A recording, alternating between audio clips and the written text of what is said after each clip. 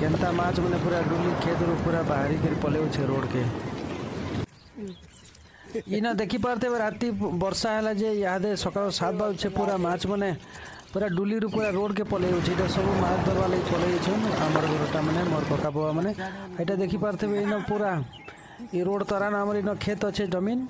तो यहाँ साइड आड़े टे डुंगरी बलिया अच्छे जंगल बलिया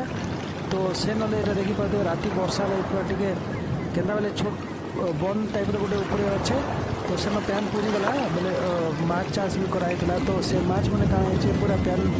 पूरला बेल के पूरा उपरी पलैन आउ माछ के आनिक देखी पारते बनईछन इन झुरीतुन आउ पूरा 10 केजी भाया धरनु आउ अधा सब दे देनु आमर कका बाबा साइड घर के और अधा बनईछु